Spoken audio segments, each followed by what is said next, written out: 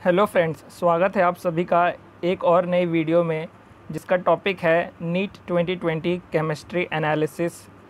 तो आइए हम देखते हैं कि नीट 2020 में कौन कौन से केमिस्ट्री से क्वेश्चन आए थे और उनका करेक्ट सॉल्यूशन क्या होगा।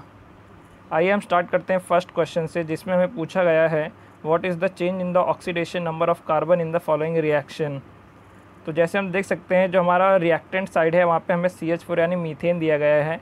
अगर हम उसका स्ट्रक्चर बनाएंगे तो वो होगा C और उससे जुड़े हुए 4 कोवेलेंटली बॉन्डेड हाइड्रोजन। तो यहाँ पे आप देख सकते हैं कार्बन और हाइड्रोजन के कंपैरिजन में carbon is more electronegative, therefore carbon will have -1 charge and hydrogen will have +1 charge. So यहाँ पे 4 हमारे पास इन टोटल हाइड्रोजन है, इसकी वजह से कार्बन के ऊपर -4 चार्ज इन टोटल आएगा और हर एक हाइड्रोजन के ऊपर इंडिविजुअली +1 चार्ज आएगा। तो इससे हमें क्या पता चला कि जो हमारा रिएक्टेंट साइड है वहाँ पे कार्बन का ऑक्सीडेशन स्टेट -4 होना चाहिए। तो इससे आप देख सकते हैं डायरेक्टली जो ऑप्शन 2 है वहीं पे एक ऐसा ऑप्शन है जिसमें रिएक्टेंट साइड में -4 दिया है, तो ये आपका करेक्ट ऑप्शन होगा, ऑप्शन 2। अगर आपको चेक करना है तो आप प्रोडक्ट साइड में भी चेक कर सकते हैं, जो है CCl4। यहाँ पे अगर आप देखेंगे तो क्लोरीन जो है वो कार्बन से ज़्यादा इलेक्ट्रोनेगेटिव है, इसके वजह से कार्बन के ऊपर +4 चार्ज आएगा और हर एक क्लोरीन पे -1 चार्ज आएगा। तो इससे हमें पता क्या चला कि हमारा करेक्ट ऑप्शन होगा ऑप्शन 2। आइए हम नेक्स्ट क्वेश्चन की तरफ बढ़ते हैं, जिसमें हमसे पूछा गया है कि on the electrolysis of dilute sulphuric acid using platinum electrode यानी एक inert electrode, the product obtained at anode will be. तो हमें ये NCERT में दिया हुआ एक डायरेक्ट रिएक्शन है कि जब भी डाइल्यूट सल्फ्यूरिक एसिड यूज़ होता है तो हमारा जो एनोड पे प्रोडक्ट बनता है वो ऑक्सीजन गैस होता है। मैं आपको नॉलेज के लिए बता दूं कि अगर वहीं कॉन्सेंट्रेटेड सल्फ्यूरिक एसिड होता तो ऑक्सीजन के जगह पे हमें H2S2O8 मिलता, यानी H2O8 2- अनायन, ये अनायन वहाँ पे एनोड पे जनरेट होता। लेकिन अगर आपको कॉन्सेंट्रेटेड के जगह डाइल्यूट दिया हो तो उसका आंसर ऑक्सीजन होगा, ना कि H2O8 2-। ये बहुत ही इंपॉर्टेंट और डायरेक्ट सा क्वेश्चन इलेक्ट्रोलिसिस से मिला। अगला क्वेश्चन में पूछा गया है an increase in the concentration of the reactant of a reaction leads to the change in. तो आइए हम इसका ऑप्शन पढ़ते हैं। हीट ऑफ रिएक्शन, क्या कॉन्सेंट्रेशन ऑफ रिएक्टेंट चेंज करने से हीट ऑफ रिएक्शन इफेक्ट होगा? तो जवाब है नहीं। थ्रेशोल्ड एनर्जी, क्या उससे एनर्जी पे कुछ फ़र्क पड़ेगा? नहीं। कोलिजन फ्रीक्वेंसी, हाँ ये बढ़ सकती है। जैसे कि मैंने केमिकल काइनेटिक्स के एक वीडियो में बताया था कि जो अर्हेनियस इक्वेशन है K = A × E⁻⁻⁸ वहाँ पे जो कोलिजन फैक्टर है वो हम अर्हेनियस प्री एक्सपोनेंशियल फैक्टर से डिनोट करते हैं, जो रिएक्टेंट के कॉन्सेंट्रेशन पर डिपेंड करता है। तो इसका करेक्ट ऑप्शन होगा ऑप्शन 3। नेक्स्ट क्वेश्चन में हमसे पूछा गया है reaction between benzaldehyde and acetophenone in the presence of dilute NaOH is known as. तो आपको पता है बेंजाल्डिहाइड का स्ट्रक्चर होता है एक बेंजीन रिंग, उसके ऊपर एक CHO ग्रुप, और एसिटोफिनोन होता है एक बेंजीन रिंग, उसके ऊपर C⋯O और CH3 यानी एक कीटोन। तो आपको पता है कि कभी भी जब एक ऐसा एल्डिहाइड या कीटोन हो जिसमें अल्फ़ा हाइड्रोजन प्रेजेंट होते हैं, यानी फंक्शनल ग्रुप से जुड़े हुए अल्फ़ा कार्बन पर अगर हाइड्रोजन हो तो वो अल्डोल रिएक्शन दिखाता है। तो यहाँ पे ऑप्शन 1 और ऑप्शन 2 तो एलिमिनेट हो जाएंगे, क्योंकि यहाँ पे अल्डोल रिएक्शन होगा। अब आपको ये पता लगाना है कि क्रॉस अल्डोल होगा या अल्डोल सिर्फ। तो यहाँ पे जो दोनों भी रिएक्टेंट है वो डिफरेंट हैं, तो इसकी वजह से यहाँ पे क्रॉस अल्डोल हमारा करेक्ट आंसर होगा, ना कि सेल्फ अल्डोल। क्योंकि सेल्फ अल्डोल के जो दोनों भी मॉलिक्यूल होते हैं जो कंडेंसेशन करते हैं वो सेम ही कंपाउंड के होते हैं। लेकिन यहाँ पे हमें बेंजाल्डिहाइड और एसिटोफिनोन दिया गया है जो अलग अलग कार्बोनिल कंपाउंड्स है। तो इसका करेक्ट आंसर होगा क्रॉस अल्डोल कंडेंसेशन। ये भी बहुत ईजी सा डायरेक्ट क्वेश्चन था। अगला क्वेश्चन पे हम बढ़ते हैं, जो है which of the following alkane can not be made in good yield by the words reaction. आपको पता होगा वर्ड्स रिएक्शन में हम सोडियम और ड्राई ईथर के प्रेजेंस में जब भी किसी भी अल्काइल हैलाइड को हीट करते हैं तो हमें एक सिमेट्रिकल अल्केन मिलता है। तो यहाँ पे आपको क्या देखना है कि कौन से रिएक्शन में हमें यहाँ पे आपको चेक करना है कि हमें किस ऑप्शन में एक सिमेट्रिकल अल्केन नहीं दिया गया है। तो अगर आप देखेंगे 2,3 डाइमिथाइल ब्यूटेन, ये एक सिमेट्रिकल अल्केन है। आपको मैं बना के दिखा देता हूँ। 1 2 3 4 कार्बन, 2 पे मिथाइल और 3 पे मिथाइल। तो यहाँ पे आप देखेंगे एक सिमेट्रिकल है। फिर अगला ऑप्शन दिया है एन हेप्टेन यानी 7 कार्बन का एक अल्केन। तो आपको इससे पता चल गया 7 एक ऑड नंबर है और एक इवन नंबर वाले अल्केन ही सिमेट्रिकल होते हैं। तो ये हमारा करेक्ट ऑप्शन होगा, क्योंकि हमसे पूछा गया है which can not be made by the words reaction, और वर्ड्स रिएक्शन से जनरली हम सिमेट्रिकल अल्केन ही बना सकते हैं, जो कि ऑप्शन 3 और 4 में भी देखेंगे तो सिमेट्रिकल अल्केन ही है, एन ब्यूटेन, एन हेक्सेन, और फर्स्ट ऑप्शन में भी। लेकिन सेकंड ऑप्शन जो होगा हमारा करेक्ट ऑप्शन यानी can not be made by words reaction हो जाएगा। नेक्स्ट क्वेश्चन में हमसे पूछा गया है which of the following is a natural polymer. तो ये भी एक एनसीईआरटी से डायरेक्ट लाइन उठाई गई है, जिसका आंसर होगा सिस 1,4 पॉलीआइसोप्रीन। ये एक डायरेक्ट लाइन है, इंफॉर्मेशन बेस्ड क्वेश्चन है, अगर आपको पता है तो आप इसे डायरेक्ट मार्क कर सकते हैं। जो हमसे नेक्स्ट क्वेश्चन है उसमें पूछा गया है नाइट्रोजन एंड आर्गॉन का एक मिक्सचर है, जिसमें 7 ग्राम ऑफ नाइट्रोजन है और 8 ग्राम आर्गॉन है। तो इस जो मिक्सचर है इसका टोटल प्रेशर 27 बार है, तो हमें partial pressure of nitrogen find करना है। तो Dalton law of partial pressure क्या कहता है कि the partial pressure of any gas is proportional to its mole fraction. तो यहाँ पे हम निकालेंगे नाइट्रोजन का मोल फ्रैक्शन और उसके बाद हम अगर उसे टोटल प्रेशर से मल्टीप्लाई कर देंगे तो हमें नाइट्रोजन का पार्शियल प्रेशर मिल जाएगा। 7 ग्राम ऑफ नाइट्रोजन मतलब होगा 1/4 मोल्स, और 8 ग्राम आर्गॉन यानी हो जाएगा 1/5 मोल्स, और यहाँ पे टोटल मोल्स हो जाएंगे 1/5 + 1/4 मतलब आर्गॉन के मोल्स और नाइट्रोजन के मोल्स। ऊपर आएगा नाइट्रोजन का मोल्स, क्योंकि हमें नाइट्रोजन का पार्शियल प्रेशर निकालना है, इनटू टोटल प्रेशर जो है 27 बार्स। तो अगर इसको आप सॉल्व करेंगे तो इसका आंसर आ जाएगा 15 बार्स, जो कि ऑप्शन 2 में दिया हुआ है, जो हमारा करेक्ट ऑप्शन हो जाएगा। हम नेक्स्ट क्वेश्चन पे बढ़ते हैं, जिसमें हमें एक सिंपल सा मैचिंग टाइप क्वेश्चन पूछा गया है। तो आइए हम फर्स्ट ऑप्शन को मिलाते हैं, जो है CO + H2 गैस। तो इससे हमें सिंथेसिस गैस मिलेगी, तो इसका ऑप्शन हो जाएगा ए के आगे ऑप्शन 3। यहाँ पे हम देखेंगे 3 ऑप्शन है, ऑप्शन 3 एलिमिनेट हो गया। फिर temporary hardness of water bye carbonate of calcium and magnesium की वजह से होता है, जो कि ऑप्शन 1 में मिल रहा है।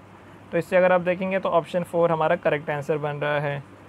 B2H6 एक इलेक्ट्रॉन डेफिशिएंट हाइड्राइड है और H2A2 का एक नॉन प्लेनार स्ट्रक्चर होता है, ओपन बुक लाइक स्ट्रक्चर होता है। यहाँ पे H, यहाँ पे O, यहाँ पे O और यहाँ पे H। तो इससे आप इजीली इसको 2 ऑप्शन मिला के भी करेक्ट कर सकते हैं।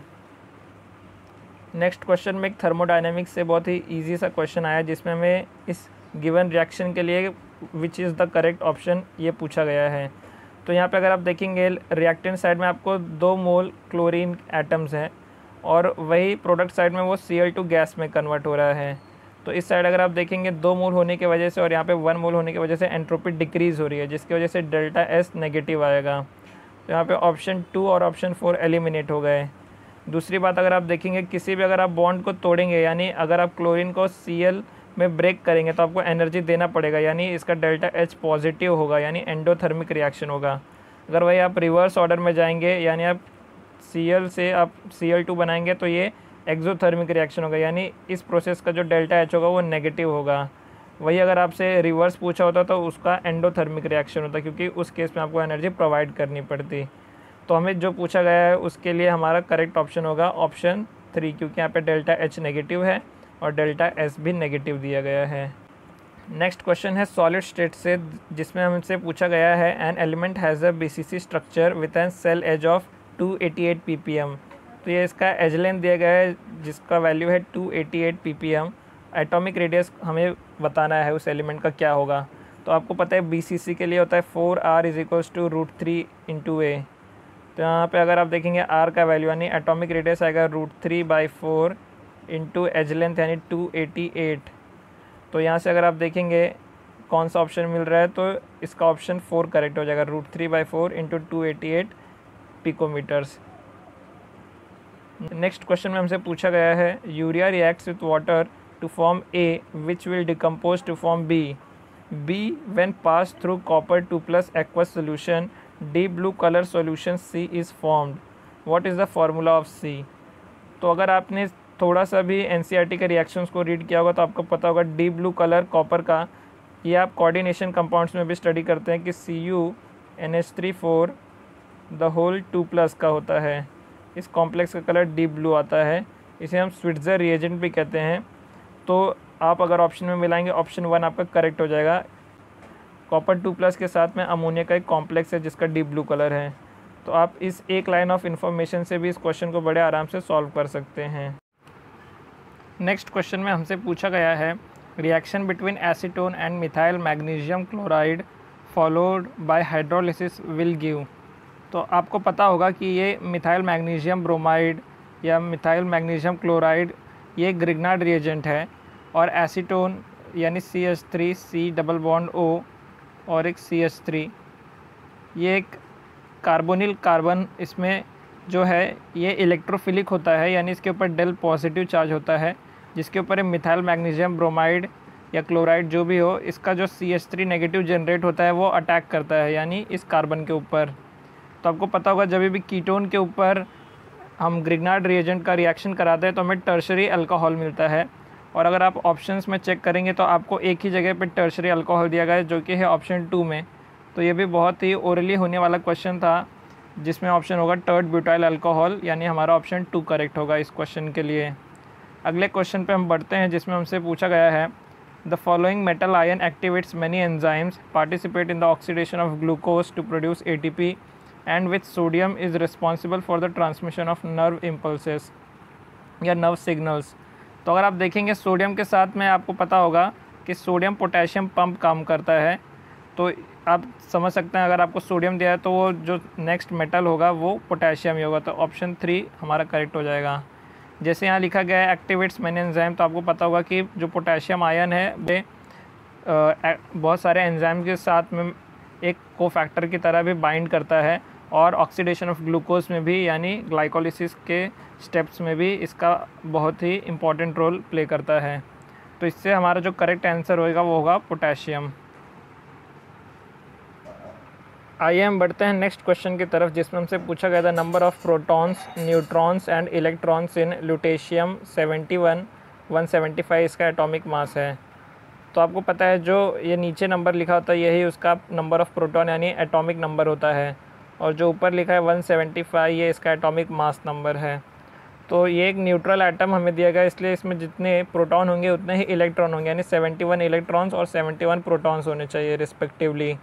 तो अगर आप मिलाएंगे तो ऑप्शन जो 4 है वही करेक्ट बैठेगा। अगर आपको न्यूट्रॉन चेक करना है तो number of neutron is equals to atomic mass number minus atomic number. इससे अगर आप चेक करेंगे तो इसमें 104 आएगा जो कि ऑप्शन 4 में करेक्ट आ रहा है। तो इससे हमारा जो ऑप्शन 4 होगा 149 क्वेश्चन का करेक्ट हो जाएगा। नेक्स्ट क्वेश्चन में हमसे पूछा गया है which of the following set of molecules will have zero dipole moment, मतलब म्यू का वैल्यू 0 किस सेट ऑफ कंपाउंड्स में होगा। तो अगर हम इसमें से देखेंगे बोरॉन ट्राइफ्लोराइड यहाँ पे यानी BF3 ये ट्राइगोनल प्लेनार होगा, इसकी वजह से इसका डाइपोल मोमेंट 0 होगा।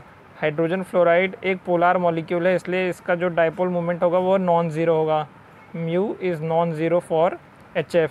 तो इससे हमारे ये ऑप्शन तो हो नहीं सकता क्योंकि हमें सारे ज़ीरो वाले डाइपोल मोमेंट का सेट बनाना है। अगर आप देखेंगे ऑप्शन 2 का पहला ऑप्शन नाइट्रोजन ट्राइफ्लोराइड यानी NF3, तो यहाँ पे अगर आप देखेंगे यहाँ पे इलेक्ट्रोनेगेटिविटी डिफरेंस होने की वजह से और इसका पिरामिडल शेप बनता है, ये नाइट्रोजन के ऊपर इसके लोन पेयर हैं, तो इसका वैल्यू कम हो जाता है एज़ कम्पेयर टू NH3 यानी अमोनिया के कंपैरिजन में NF3 का डाइपोल मोमेंट लेसर होता है लेकिन ज़ीरो नहीं होता है, मतलब नॉन ज़ीरो होता है। तो हमारा जो ऑप्शन 2 है वो भी इनकरेक्ट हो जाएगा क्योंकि हमें सारे ज़ीरो वाले का सेट बनाना है। थर्ड ऑप्शन में हमें दिया गया है बोरॉन ट्राइफ्लोराइड, तो हमने यहाँ पे चेक किया बोरॉन ट्राइफ्लोराइड जो होता है ट्राइगोनल प्लेनार होने की वजह से इसका जो डाइपोल मोमेंट होता है वो 0 हो जाता है। नेक्स्ट जो दिया हमें दिया है बेरिलियम डाइफ्लोराइड यानी BeF2, तो आपको पता होगा बेरिलियम डाइफ्लोराइड का sp हाइब्रिडाइजेशन होता है जिसकी वजह से एक लीनियर मॉलिक्यूल है और इसका डाइपोल मोमेंट जो नेट होता है वो 0 हो जाता है। नेक्स्ट है कार्बन डाइऑक्साइड, वो भी एक लीनियर मॉलिक्यूल है, और जो हमारा लास्ट इस ऑप्शन में दिया गया है कंपाउंड वो है बेंजीन 1,4 डाइक्लोरो या 1,4 डाइक्लोरोबेंजीन। तो ये हो गया अपोजिट, यहाँ पे देखेंगे इसके तरफ जो डाइपोल जा रहा है इसके तरफ वो नेट 0 हो जाएगा। तो इसके वजह से अगर आप देखेंगे तो हमारा करेक्ट ऑप्शन वो 3 करेक्ट हो जाएगा क्योंकि इसमें सारे कंपाउंड्स का जो नेट डाइपोल मोमेंट है वो 0 है। तो आइए हम बढ़ते हैं नेक्स्ट क्वेश्चन की तरफ जिसमें हमसे पूछा गया identify a molecule which does not exist, मतलब अगर आप देखेंगे आपने MOT थियोरी में पढ़ा होगा, मॉलिक्यूलर ऑर्बिटल थियोरी में, कि जिस भी मॉलिक्यूल का बॉन्ड ऑर्डर 0 होगा वो मॉलिक्यूल नॉन एग्जिस्टेंट होता है। तो अगर आप MOT के द्वारा इलेक्ट्रॉन्स की फिलिंग करेंगे तो आपको पता चलेगा जो हीलियम है उसका जो बॉन्ड ऑर्डर है वो 0 है। और ये आप डायरेक्टली भी याद कर सकते हैं क्योंकि हीलियम कभी भी डाई एटॉमिक नहीं बनता, always it is mono atomic. आपने थर्मोडायनेमिक या गैसेस स्टेट वगैरह में भी पढ़ा होगा। या अगर आपको उसमें आपको नहीं समझ आ रहा तो आप MOT थियरी से भी सिंपली इसका आंसर कैलकुलेट कर सकते हैं। तो इसका करेक्ट ऑप्शन होगा ऑप्शन 4 यानी हीलियम। आइए हम बढ़ते हैं नेक्स्ट क्वेश्चन की तरफ, जिसमें हमसे पूछा गया है आइडेंटिफाई द इनकरेक्ट मैच, यानी किस एलिमेंट का जो नेम दिया गया है वो उसके IUPAC नेम से मैच नहीं कर रहा है। तो यहाँ पे हमें फर्स्ट दिया गया है अनिल अनियम। अन यानी होता है 1, नील यानी होता है 0, अनियम यानी 101। तो 101 मेंडेलिवियम होता है क्या? हाँ, तो करेक्ट बात है क्योंकि मेंडेलिवियम 101 नंबर पे आता है। अनिल ट्रियम, अन यानी होता है 1, नील यानी होता है 0, ट्रियम यानी होता है 3।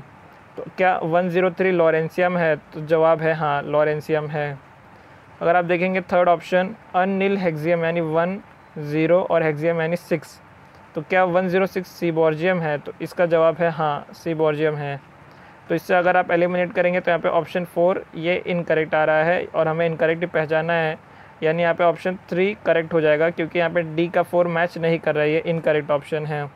तो डार्मस्टैटियम जो है वो 110 होता है और यहाँ हमें लिख के दिया अनियम यानी 111, जो कि 111 डार्मस्टैटियम नहीं है, डार्मस्टैटियम 110 होता है।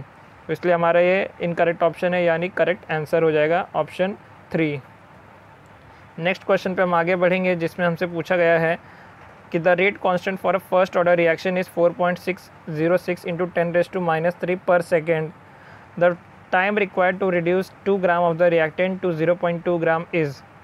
तो अगर आप देखेंगे एक सिंपल सा न्यूमेरिकल दिया गया है जिसमें हमें time equals to 2.303 divided by K into log initial concentration divided by final concentration. तो यहाँ पे हमें पता है कि जो यहाँ पे K का वैल्यू दिया है वो है 2.303 डिवाइडेड बाई 4.606 इंटू 10⁻³ जो ऊपर जाके 10⁻+3 हो जाएगा, और लॉग ऑफ 2 डिवाइडेड बाई 0.2 हो जाएगा लॉग 10, और लॉग 10 का वैल्यू 1 होता है तो उसे हमें लिखने की ज़रूरत नहीं है। 2.303 को 4.606 से अगर आप कट करेंगे तो यहाँ पे 2 बचेगा और 1000 डिवाइडेड बाई 2 500 आता है। तो यहाँ पे हमारा करेक्ट ऑप्शन हो जाएगा ऑप्शन 2 यानी 153 का ऑप्शन 2 करेक्ट है। नेक्स्ट क्वेश्चन की तरफ बढ़ते हैं, जिसमें हमसे पूछा गया है identify the correct statement from the following. तो यहाँ पे हमें NCERT बेस्ड कुछ स्टेटमेंट्स दी गए हैं और उसमें से हमें करेक्ट स्टेटमेंट पहचानना है। फर्स्ट स्टेटमेंट में दिया गया है blister copper has blistered appearance due to evolution of CO2। तो ब्लिस्टर कॉपर का आपको पता होगा अपीयरेंस SO2 के वजह से इवॉल्व होने की वजह से होता है, ना कि CO2। तो ये हो गया इनकरेक्ट स्टेटमेंट। नेक्स्ट स्टेटमेंट में हमें दिया गया vapour phase refining is carried out for निकल बाय वॉन अर्कल मेथड। तो यहाँ पे वेपर फेज रिफाइनिंग तो होता है निकल के लिए, लेकिन वो मॉन प्रोसेस होता है, ना कि वॉन अर्कल मेथड, जिसमें हम NiCO4 का एक कॉम्प्लेक्स बनाते हैं जिसको हीट करने पे वो प्योर निकल हमें देता है। तो इसलिए ये स्टेटमेंट भी गलत हो जाएगी। नेक्स्ट स्टेटमेंट में हमें दिया गया है pig iron can be moulded into variety of shape. तो एक करेक्ट स्टेटमेंट हो जाएगा, ये NCERT की लाइन भी है। आइए हम नेक्स्ट क्वेश्चन की तरफ बढ़ते हैं, जिसमें हमसे पूछा गया है measuring zeta potential is useful in determining which property of colloidal solution. तो आपको पता होगा इलेक्ट्रिकल डबल लेयर बनती है जिसे हम हेल्महोल्ट्ज़ लेयर भी कहते हैं, और उसका एक ज़ेटा पोटेंशियल होता है जिसको मेज़र करके हम stability of the colloidal particles पता लगा सकते हैं। ये भी एक NCERT से डायरेक्ट लाइन ली गई है। नेक्स्ट क्वेश्चन में हमसे पूछा गया है which of the following oxo acid of sulphur has OO linkage यानी परऑक्साइड लिंकेज। तो अगर आपको इसका स्ट्रक्चर ना भी पता हो तो आप इसके नेमिंग में जो दिया गया है उससे आप पता लगा सकते हैं। पर ऑक्सो डाइसल्फ्यूरिक एसिड यानी H2S2O8 इसका करेक्ट आंसर होगा। बहुत ही ईजी सा क्वेश्चन था। अगर आपको नाम ना दिया हो तो आपको इसका स्ट्रक्चर पता होना चाहिए, लेकिन यहाँ पे डायरेक्ट नाम लिख के दिया है तो आप इसे डायरेक्टली टिक कर सकते हैं। नेक्स्ट क्वेश्चन है elimination reaction of 2-bromopentate to form pentyne is. तो हमें पहचानना है कि इसमें से कौन सा स्टेटमेंट्स करेक्ट हैं। तो अगर आप देखेंगे पेंटेन यानी 5 कार्बन और सेकेंड पे लगा है ब्रोमो, और यहाँ पे बनेगा पेंटूइन, यानी ये ब्रोमो निकलेगा और यहाँ पे एक हाइड्रोजन निकल के बीटा एलिमिनेशन होगा और यहाँ पे पेंटूइन बनेगा, यानी सेकेंड कार्बन और थर्ड कार्बन के बीच में एक डबल बॉन्ड। तो ये बीटा एलिमिनेशन है, ये सही बात है। फॉलो जेटसेव रूल, यानी सेटजेव को ये जेटसेव भी कहते हैं, तो ये भी करेक्ट बात है। डी हाइड्रो हेलोजिनेशन रिएक्शन, ये भी सही बात है, क्योंकि हाइड्रोजन और एक हेलोजन दोनों भी निकल रहा है। क्या ये डिहाइड्रेशन रिएक्शन है? तो ये गलत बात है, क्योंकि यहाँ पे H2O नहीं निकल रहा है। H2O जब रिमूव होता है तो उसे हम डिहाइड्रेशन रिएक्शन कहते हैं। तो इसका करेक्ट ऑप्शन हो जाएगा ऑप्शन ABC, यानी option 4 is the correct answer. अगले क्वेश्चन में हमसे पूछा गया है identify the correct statement from the following. तो यहाँ पे दिया गया है हमें 4 स्टेटमेंट्स और हमें उसमें से पहचानना है कि कौन कौन से इसमें से करेक्ट स्टेटमेंट हैं। तो ऑप्शन सी में अगर आप देखेंगे ZSM5 is a type of zeolite which is use to convert alcohol into gasoline, तो ये भी NCERT के लाइन है और एक करेक्ट है, यानी ऑप्शन सी करेक्ट है। फिर ऑप्शन बी में अगर आप देखेंगे the structure of C60 contains 12 6 carbon rings and 25 carbon rings, यानी जो 5 कार्बन के अगर आप देखेंगे तो 20 रिंग्स दी गई हैं और 6 कार्बन के 12 रिंग्स। तो अगर आप देखेंगे तो ये रिवर्स दिया गया है, 5 कार्बन के 12 रिंग्स हैं और 6 कार्बन की 20 रिंग्स हैं, तो ये तो हो गया गलत statement. CO2 gas is used as refrigerant for ice cream and frozen food, ये भी गलत स्टेटमेंट हो जाएगा। आप कहेंगे नहीं, ड्राई आइस तो यूज़ होती है, लेकिन वो CO2 सॉलिड होता है, ना कि CO2 गैस। तो ऑप्शन ए और बी इनकरेक्ट हो जाएंगे। Carbon monoxide is colourless and odourless gas, तो ये बात सही है। तो हमारा करेक्ट ऑप्शन सी और डी, यानी ऑप्शन 3 करेक्ट आंसर हो जाएगा इस क्वेश्चन का। आइए हम नेक्स्ट क्वेश्चन की तरफ बढ़ते हैं, जिसमें हमसे पूछा गया है कि an alkene on ozonolysis gives methanol as one of the major product, its structure is. तो अगर आप देखेंगे कि कौन सी अल्कीन होगी जो मीथेनॉल यानी HCHO formaldehyde as a major product देगी ऑन ओजोनोलिसिस। तो यहाँ पे मैं आपको चारों का स्ट्रक्चर दिखाऊंगा, तो इसमें आपको ये 4 अल्कीन्स दी गई हैं। अगर आप इसमें से किसी का भी ओजोनोलिसिस करेंगे तो यहाँ पे सिर्फ ऑप्शन 2 है जिसमें हमें ये बॉन्ड ब्रेक करने के बाद HCHO मिलेगा, यानी मिथेनॉल मिलेगा। बाकी और किसी में ये प्रोडक्ट मिलने की पॉसिबिलिटी नहीं है, तो इसका करेक्ट ऑप्शन 2 हो जाएगा। आइए हम नेक्स्ट क्वेश्चन की तरफ बढ़ते हैं, जिसमें हमसे पूछा गया है paper chromatography is an example of. तो ये भी NCERT की एक डायरेक्ट लाइन है कि paper chromatography is an example of partition chromatography. अगर आपने क्रोमेटोग्राफी अच्छे से पढ़ी होगी तो इसमें TLC, कॉलम क्रोमेटोग्राफी और एड्जॉर्प्शन क्रोमेटोग्राफी, अलग अलग तरीके के क्रोमेटोग्राफी है। उसमें से पार्टीशन क्रोमेटोग्राफी में पेपर क्रोमेटोग्राफी आता है। तो ये भी एक बहुत ही सिंपल सा लेकिन मेमोरी बेस्ड क्वेश्चन था। नेक्स्ट क्वेश्चन में हमसे पूछा गया मैच द फॉलोइंग। तो कार्बन मोनोऑक्साइड आपको पता है कि न्यूट्रल गैस होती है, यानी ए के आगे 2 आना चाहिए, तो इससे आपका करेक्ट ऑप्शन 1 हो जाएगा। हम और भी चेक करेंगे, जैसे बेरियम ऑक्साइड बेसिक है, सही बात। Al2O3 एम्फोटेरिक और Cl2O7 एक एसिडिक ऑक्साइड है, क्योंकि एक नॉन मेटल का ऑक्साइड है। तो हमारा करेक्ट ऑप्शन 1 हो जाएगा। नेक्स्ट हमसे पूछा गया है which of the following has maximum number of atoms. तो आपको पता होगा मैक्सिमम नंबर ऑफ़ एटम्स, यानी अगर हम इन सभी जो दिए हुए एलिमेंट्स हैं, अगर हम उनका नंबर ऑफ़ मोल्स निकालें और उसको एवोगैड्रो नंबर से मल्टीप्लाई कर लें तो हमें उसके नंबर ऑफ़ एटम्स मिल जाएंगे। नंबर ऑफ़ मोल्स के लिए हम क्या करते हैं, गिवन वेट डिवाइडेड बाय उस एलिमेंट का मॉलिक्यूलर वेट, और यहाँ पे एवोगैड्रो नंबर से हमें मल्टीप्लाई करना है। तो अगर आप देखेंगे सब 1 ग्राम दिया गया, जितने भी हमें एलिमेंट दिए गए हैं, तो सबका जो वेट है वो सेम है, एवोगैड्रो नंबर भी कांस्टेंट है। तो जो टोटल नंबर ऑफ़ एटम्स होंगे वो प्रोपोर्शनल होंगे इन्वर्सली उसके मॉलिक्यूलर वेट के। तो अगर आप देखेंगे इन सभी के मॉलिक्यूलर वेट में सबसे कम मॉलिक्यूलर वेट लिथियम का है, या एटॉमिक मास, क्योंकि लिथियम एक एटम के फॉर्म में एग्जिस्ट करता है। तो यहाँ पे हम देखेंगे सबसे कम मॉलिक्यूलर मास लिथियम के होने की वजह से ऑप्शन 3 हमारा करेक्ट ऑप्शन हो जाएगा विदाउट डूइंग एनी कैलकुलेशन। आप सिंपल से लॉजिक के ऊपर भी इस क्वेश्चन का आंसर मार्क कर सकते हैं। नेक्स्ट क्वेश्चन है बायोमॉलिक्यूल से विच of the following is a basic amino acid. तो आपको पता है लाइसिन, अर्जिनिन और हिस्टिडीन, ये तीनों क्या होते हैं, बेसिक अमाइनो एसिड। तो यहाँ पे ऑप्शन 3 हमारा करेक्ट ऑप्शन हो जाएगा। नेक्स्ट क्वेश्चन में हमसे पूछा गया है the calculated spin only magnetic movement of Cr2+, मतलब हमें मैग्नेटिक मूवमेंट बताना है जो होता है √n × n+2 बोर मैग्नेटॉन। तो यहाँ पे हमें निकालना पड़ेगा कि क्रोमियम 2+ में कितने अनपेयर्ड इलेक्ट्रॉन्स हैं। तो आपको पता होगा क्रोमियम का कॉन्फ़िगरेशन होता है 3d5 4s1। तो अगर हम इसमें से 2 इलेक्ट्रॉन निकालेंगे तो लास्ट में जो क्रोमियम 2+ आएगा उसमें आएगा 3d4 कॉन्फ़िगरेशन। तो अगर आप 4 अनपेयर्ड इलेक्ट्रॉन्स के लिए निकालेंगे तो √4 × 4 + 2 मीन्स 6 √24, जो कि क्लोज टू 5 आ जाएगा, यानी ऑप्शन 1 हमारा करेक्ट ऑप्शन हो जाएगा। नेक्स्ट क्वेश्चन है, हमसे पूछ रहा है सुक्रोस ऑन हाइड्रोलिसिस गिव्स। तो आपको पता है जो सुक्रोस होता है इसे हम इन्वर्ट शुगर भी कहते हैं, और ये बनता है एक ग्लूकोज से, यानी 1 मोल ग्लूकोज और 1 मोल फ्रक्टोज से। यहाँ पे जो ग्लूकोज होता है वो अल्फ़ा डी फॉर्म में होता है, और जो फ्रक्टोज होता है वो बीटा डी फॉर्म का होता है। तो अगर आप देखेंगे तो ग्लूकोज नहीं, ग्लूकोज फ्रक्टोज हाँ हो सकता है, alpha D glucose and beta D fructose, तो यही करेक्ट ऑप्शन है। आगे आपको फ्रक्टोज दिया, ये भी गलत है, और ग्लूकोज फ्रक्टोज, लेकिन यहाँ पे हमें बीटा ग्लूकोज दिया और अल्फ़ा फ्रक्टोज दिया, ये भी गलत हो जाएगा। तो हमारा ऑप्शन 2 इसमें करेक्ट हो जाएगा। नेक्स्ट क्वेश्चन में हमसे पूछा गया है the mixture which show positive deviation from Raoult's law is. तो इसमें से कौन सा मिक्सचर होगा जिसका जो वेपर प्रेशर होगा उन इंडिविजुअल सॉल्यूशन से ज़्यादा हो जाएगा। तो आपको पता होगा इथेनॉल और एसीटोन को जब हम मिक्स करते हैं तो इसमें पॉजिटिव डेविएशन दिखता है, क्योंकि जो इथेनॉल का हाइड्रोजन बॉन्ड्स है वो एसीटोन आके ब्रेक कर देता है, और इसके वजह से दोनों का जो इंडिविजुअल पार्शियल प्रेशर है उसके कंपैरेटिवली इनके मिक्सचर का पार्शियल प्रेशर इंक्रीज़ हो जाता है, यानी पॉजिटिव डेविएशन दिखाता है फ्रॉम राउल्ट्स लॉ। तो ये भी एक सिंपल सा फैक्चुअल क्वेश्चन था जिसमें हमारा करेक्ट ऑप्शन 4 हो जाएगा।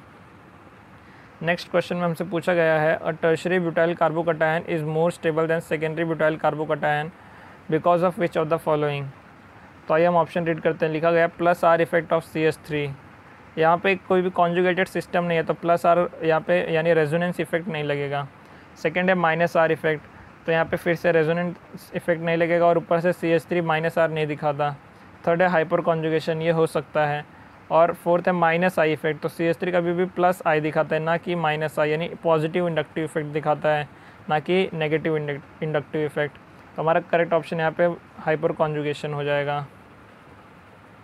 नेक्स्ट क्वेश्चन में हमसे पूछा गया है find out the solubility of NiOH twice in 0.1 m NaOH given that the ionic product of NiOH twice is 2 × 10⁻⁻15।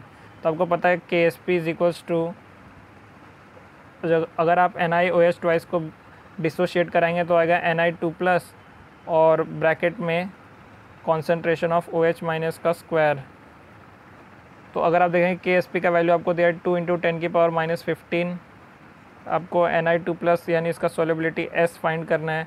OH- का कॉन्सेंट्रेशन अगर आप देखेंगे NiOH ट्वाइस से नेग्लेजिबल हो जाएगा, क्योंकि इसका आयोनिक प्रोडक्ट बहुत ही कम है। तो आपको जो मेजरली कंट्रीब्यूशन मिलेगा वो NaOH से मिलेगा, यानी 0.1 m। तो यहाँ पे हम लिखेंगे 0.1 को 10⁻⁻1 का होल स्क्वायर। अगर आप इसको सॉल्व करेंगे तो S का वैल्यू आ जाएगा 2 × 10⁻13, जो कि हमें ऑप्शन 2 में दिया गया है। तो ये भी एक बहुत ही सिंपल सा फार्मूला बेस्ड कैलकुलेशन, इसमें बहुत हार्ड नहीं थी, बहुत ही ईजी सा क्वेश्चन हमें आयोनिक इक्विलिब्रियम से भी मिल गया। नेक्स्ट क्वेश्चन में हमसे पूछा गया है which of the following is a cationic detergent. तो अगर आपने डिटर्जेंट्स टॉपिक को पढ़ा होगा तो इसमें आपको एक ही नाम दिया है सिटाइल ट्राईमिथाइल अमोनियम ब्रोमाइड, जो कि कटायोनिक डिटर्जेंट है। तो ये आपका करेक्ट ऑप्शन भी हो जाएगा, ऑप्शन 2। नेक्स्ट क्वेश्चन में हमसे पूछा गया है the freezing point depression constant, यानी जिसे हम क्रायोस्कोपिक कांस्टेंट भी कहते हैं, KF of benzene is 5.12 kelvin kg/mol। The freezing point depression for the solution of a molality 0.078 molal containing a non-electrolyte solution in benzene is। तो हमें find करना है delta TF for this solution, जो कि simply होता है I × KF × M। तो यहाँ पे आपको दिया गया है कि नॉन इलेक्ट्रोलाइट है, तो यहाँ पे I का वैल्यू वांट ऑफ फैक्टर 1 हो जाएगा। KF का वैल्यू है 5.12 मल्टीप्लाइड बाई 0.078, जो कि इस सॉल्यूशन की मोलालिटी है 0.078। तो अगर आप इन दोनों नंबर्स को मल्टीप्लाई करेंगे तो आपके पास आंसर आएगा 0.399, जो कि क्लोज टू 0.40 है, इसलिए हमारा करेक्ट ऑप्शन 2 हो जाएगा इस क्वेश्चन के लिए। नेक्स्ट क्वेश्चन में हमसे पूछा गया है आइडेंटिफाई द इनकरेक्ट स्टेटमेंट। तो फर्स्ट स्टेटमेंट है the transition metals and their compound are known for their catalytic activity due to their ability to adopt multiple oxidation states and to form complexes. तो ये बात बिल्कुल भी सही है, क्योंकि अगर आप देखेंगे जो भी डी ब्लॉक एलिमेंट्स होते हैं उनका वेरिएबल ऑक्सीडेशन स्टेट होता है, इसके वजह से वो कैटालिटिक एक्टिविटी भी दिखाते हैं और उनका कलर भी इस वेरिएबल ऑक्सीडेशन स्टेट की वजह से ही होता है, और कॉम्प्लेक्सेस भी वो स्टेबल इसलिए बना पाते हैं। नेक्स्ट ऑप्शन जो दिया गया है वो है interstitial compounds are those that are formed when small atoms like hydrogen, carbon और nitrogen are trapped inside the crystal lattice of the metal. तो ये स्टेटमेंट भी सही है, हमें इनकरेक्ट पहचानना है, तो ये भी हमारा आंसर नहीं है। नेक्स्ट है the oxidation state of chromium in CrO4 and Cr2O7 are not same. ये बात गलत है, क्योंकि जो हमारा CrO4 यानी क्रोमेट आयन है, यहाँ पे क्रोमियम का ऑक्सीडेशन स्टेट +6 है। अगर आप K2Cr2O7 का जो आयन है Cr2O7 इसको देखेंगे तो यहाँ पे भी क्रोमियम की ऑक्सीडेशन स्टेट +6 ही है, और यहाँ पे बोल रहा है कि नॉट सेम, तो ये हमारा इनकरेक्ट ऑप्शन यानी यही हमारा करेक्ट आंसर हो जाएगा। नेक्स्ट क्वेश्चन में हमसे पूछा गया which is not correct about carbon monoxide. First statement है it reduces oxygen carrying ability of blood. तो ये बात सही है, क्योंकि कार्बन मोनोऑक्साइड जब हीमोग्लोबिन से बाइंड करता है तो कार्बोक्सी हीमोग्लोबिन का एक कॉम्प्लेक्स बना लेता है जो कि ऑक्सीजन के बाइंडिंग से 250 to 300 टाइम्स ज़्यादा स्टेबल होती है, इसलिए वो oxygen carrying ability of the blood को रिड्यूस कर देता है। फिर अगला स्टेटमेंट है the carboxy haemoglobin bound to the carbon monoxide is less stable than the oxy haemoglobin. जैसे मैंने आपको बताया 250 to 300 टाइम्स मोर स्टेबल होता है, तो ये गलत हो गया स्टेटमेंट, यानी यही हमारा आंसर हो गया। नेक्स्ट स्टेटमेंट दिया it is produce due to incomplete combustion. तो ये बात सही है, क्योंकि अगर हम लिमिटेड सप्लाई ऑफ ऑक्सीजन में कार्बन को या कोक को बर्न करेंगे तो यहाँ पे हमें कार्बन मोनोऑक्साइड बनेगा, और ये बहुत ही हार्मफुल होता है, क्योंकि ये हमारे हीमोग्लोबिन से बाइंड करके फेटल भी हो सकता है। फोर्थ में हमें दिया कार्बोक्सी हीमोग्लोबिन फॉर्म करता है, ये भी बात सही है, तो हमारा करेक्ट ऑप्शन जो है वो है ऑप्शन 2, क्योंकि हमें इनकरेक्ट ऑप्शन पूछा गया था। नेक्स्ट क्वेश्चन है hydrolysis of sucrose is given by the following reaction. Sucrose plus water, glucose plus fructose देते हैं, जो कि अभी कुछ देर पहले क्वेश्चन में आया था, हमें सुक्रोज के मोनोमर्स बताने थे जो। If the equilibrium constant is 2 × 10⁻13 at 300 kelvin the value of delta G naught at the same temperature will be. तो आपको एक सिंपल सा फार्मूला पता होगा, delta G naught is equals to -RT ln K। Delta G naught is equals to -RT ln of KC। तो यहाँ पे अगर आप देखेंगे R का value minus sign as it is, R का वैल्यू 8.314 इंटू टेम्परेचर इन इस 300 kelvin, वो भी हमें कन्वर्ट नहीं करने की ज़रूरत है, हमें केल्विन में दिया गया है। और नेचुरल लॉग यानी ln KC का वैल्यू है 2 × 10⁻13। तो अगर आप देखेंगे इसमें से कौन सा ऑप्शन मैच कर रहा है, तो -8.314 इंटू 300 इंटू 2 × 10⁻13 यानी ऑप्शन 4 यहाँ पे करेक्ट हो जाएगा हमारा। नेक्स्ट क्वेश्चन में हमसे पूछा गया है which of the following is the correct order of the increasing field strength of the ligands to form the coordination compound. यानी हमें SFL कौन से हैं और कंपैरेटिवली वीक फील्ड लिगेंड कौन सा है, ये हमें पहचानना है। तो आपको पता है CN- जो होता है वो स्ट्रॉन्ग फील्ड लिगेंड होता है, F- नहीं होता था, यानी ऑप्शन 3 एलिमिनेट हो गया। फिर अगर आप देखेंगे ऑक्सीलेट में तो carbon is better donor than oxygen, तो ये वाला ऑप्शन भी नहीं हो सकता, तो या तो ऑप्शन 2 करेक्ट या तो ऑप्शन 4। तो CN- के बाद oxalate, then F- then SCN-, ये हमारा करेक्ट ऑप्शन होगा। अगर आप देखेंगे स्पेक्ट्रोकेमिकल सीरीज़ में तो यही ऑर्डर है लिगेंड्स के पावर का, तो इससे हमारा करेक्ट ऑप्शन हो जाएगा ऑप्शन 4। नेक्स्ट क्वेश्चन में हमसे पूछा गया है identify the compound X in the sequence of reaction. तो हमें टॉलुइन से इसका क्लोरीनेशन हमने किया है इन प्रेजेंस ऑफ HNu, यानी या UV लाइट ले लीजिए या सनलाइट ले लीजिए, और आपको X प्रोडक्ट मिल रहा है जिसका हम हाइड्रोलिसिस करेंगे तो हमें बेंजल्डिहाइड मिल रहा है।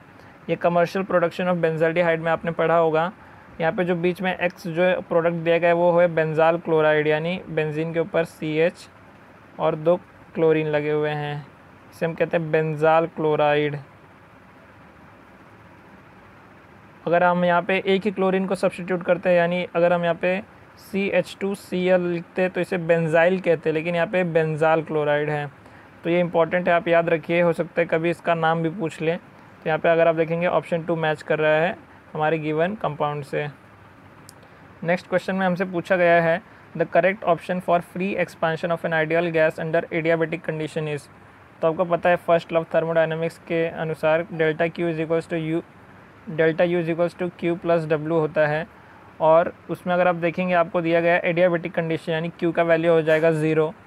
फ्री एक्सपांशन में वर्क डन भी 0 होता है, तो जो डेल्टा यू होगा वो उसका वैल्यू भी हो जाएगा 0। तो अगर आप देखेंगे तो Q is equals to 0 option 2 और ऑप्शन 3 में नहीं दिए गए, तो यानी आपका ऑप्शन 2 एलिमिनेट हो गए। अब अगर आप देखेंगे ऑप्शन 1 में तो यहाँ पे आपको वर्क डन पॉजिटिव दिखाया गया है, जो कि ये भी रॉन्ग है क्योंकि ये फ्री एक्सपांशन है, तो यहाँ पे वर्क डन भी 0 होगा। तो अगर आप देखेंगे तो ऑप्शन 4 ही करेक्ट आएगा, क्योंकि यहाँ पे डेल्टा टी यानी अगर आप देखेंगे delta U is equals to N C V delta T, इस फार्मूला के अनुसार अगर आपका डेल्टा यू 0 है तो आपका डेल्टा टी भी 0 होगा। तो यहाँ पे ऑप्शन हमारा 4 is the most. Next question में हमसे पूछा गया the number of faradays required to produce 20 gram of calcium from molten calcium chloride is. तो अगर आप देखेंगे कैल्शियम क्लोराइड का अगर आप आयोनिक फॉर्म में लिखेंगे Ca2+ कन्वर्ट हो रहा है कैल्शियम में, जो हमें प्रोडक्ट के फॉर्म में चाहिए। तो यहाँ पे आपको 2 मोल इलेक्ट्रॉन लगेंगे 1 मोल कैल्शियम प्रोड्यूस करने के लिए, तो यानी 2 मोल्स इक्विवेलेंट टू 1 मोल, और 1 मोल कैल्शियम कितना होता है 40 ग्राम, यानी उसके मोलार मास के बराबर। आपको एक्चुअली में कितना चाहिए, तो आपको चाहिए only 20 gram as a product, यानी हाफ मोल आपको चाहिए। तो अगर आप इसे डिवाइड बाई 2 करेंगे तो आपको इस साइड भी डिवाइड बाई 2 करना पड़ेगा। तो यहाँ पे आपको मिलेगा 20 ग्राम प्रोडक्ट फॉर 1 इलेक्ट्रॉन, यानी 1 मोल इलेक्ट्रॉन। और आपको पता है 1 मोल इलेक्ट्रॉन को हम 1 फैराडे बोलते हैं। तो यहाँ पे आपको पूछा गया हाउ मेनी फैराडे, तो आपका आंसर हो जाएगा 1 फैराडे, यानी ऑप्शन 4 करेक्ट हो जाएगा। क्योंकि अगर आपको 1 मोल कैल्शियम चाहिए होता तो आपको 2 फैराडे इलेक्ट्रॉन्स चाहिए थे, यानी 2 फैराडे की इलेक्ट्रिसिटी आपको रिक्वायर्ड थी, लेकिन आपको यहाँ पे सिर्फ 20 ग्राम कहा गया है, जो कि हाफ मोल होता है। तो हाफ मोल के लिए आपको इलेक्ट्रिसिटी भी हाफ लगेगी, यानी 1 फैराडे लगेगी। तो यहाँ पे ऑप्शन 4 हमारा करेक्ट हो जाएगा। नेक्स्ट क्वेश्चन में हमसे पूछा गया है HCl was passed through a solution of calcium chloride, magnesium chloride and NaCl, which of the following compounds crystallizes। ये भी एक फैक्चुअल इनऑर्गेनिक का क्वेश्चन है, और ये NCERT में दिया भी गया है कि both MgCl2 and CaCl2 crystallise. तो इसको भी आप एक फैक्ट की तरह याद रखें, और इसमें भी बहुत लॉजिक लगाने का कोई मतलब नहीं है। वैसे आप इसको याद भी कर सकते हैं क्योंकि ये हाइग्रोस्कोपिक होते हैं, तो ये क्रिस्टलाइज आसानी से हो जाते हैं MgCl2 और CaCl2 का, क्योंकि यहाँ पे अगर आप देखेंगे जो चार्ज डेंसिटी होती है वो बहुत हाई होती है, यानी Q/R का रेशियो बहुत हाई होता है, क्योंकि यहाँ पे चार्ज +2 होता है। और NaCl में अगर आप देखेंगे तो +1 चार्ज होता है, और रेडियस भी कंपैरेटिवली ज़्यादा होता है, तो उसका जो पोलराइजेशन पावर होता है NaCl का वो वीक होता है। वही अगर आप देखेंगे MgCl2 और CaCl2 उसका पोलराइजेशन पावर हायर होता है, इसलिए ये आसानी से क्रिस्टलाइज कर जाते हैं। नेक्स्ट क्वेश्चन में हम देखेंगे हमसे पूछा गया है anisole on cleavage with HI gives. तो अगर आपने NCERT को अच्छे से रीड किया होगा तो आपको पता होगा बेंजीन के ऊपर जब OCH3 ग्रुप होते हैं तो इसे हम एनीसोल कहते हैं। ये मैंने अपने IUPAC वाले लेक्चर में भी अच्छे से आपको बताया था कि किन किन कंपाउंड्स का नाम आपको IUPAC और कॉमन नेम पता होने चाहिए। तो ये एनीसोल हो गया, और जब इसका हम HI से ट्रीट करते हैं तो यहाँ पे आपको प्रोडक्ट के रूप में फिनॉल मिलता है OH, और यहाँ पे CH3I मिलता है। तो अगर आप मैच करेंगे तो ऑप्शन हमारा जो ऑप्शन 4 है वो करेक्ट हो जाएगा। आपको कंफ्यूज करने के लिए C2H5I भी दिया गया है, क्योंकि बहुत लोगों को ये नहीं पता हुआ कि OCH3 है कि OC2H5, इसमें वो कंफ्यूज हो जाएंगे। तो इसके लिए आपको IUPAC अच्छे से आना चाहिए, जो कि मैंने बेसिक वाले वीडियो में कवर भी किया है। इस टेस्ट का लास्ट क्वेश्चन है which of the following amines will give the carbylamine test. तो आपको पता है कार्बिलमाइन टेस्ट प्राइमरी अमीन्स ही देते हैं, यानी RNH2 ग्रुप जब हम क्लोरोफॉर्म CHCl3 और KOH के प्रेजेंस में हीट करते हैं तो RNC बनता है, जो कि फाउल स्मेलिंग कंपाउंड होता है, और इसको हम कार्बिलमाइन टेस्ट कहते हैं। तो आपको सिर्फ ये देखना है कि इनमें से किस कंपाउंड में NH2 ग्रुप यानी प्राइमरी अमीन ग्रुप प्रेजेंट है। तो अगर आप देखेंगे ऑप्शन 4 में ही ये प्राइमरी अमीन ग्रुप एनिलीन में प्रेजेंट है, इसलिए यही एक ऐसा कंपाउंड है in the given options which will give carbylamine test. तो ये थे आज के 45 क्वेश्चंस ऑफ केमिस्ट्री नीट 2020 के। आप ज़रूर बताइएगा कि आपको ये वीडियो कैसे लगा, और अपने फ्रेंड्स के साथ भी इसे ज़रूर शेयर करिए ताकि ज़्यादा से ज़्यादा लोग इसका फ़ायदा उठा सकें और उनको भी हेल्प हो कि कैसे क्वेश्चंस नीट मैथ और उसका करेक्ट एक्सप्लेनेशन क्या होगा। तो do like, share and subscribe my channel. Thank you friends.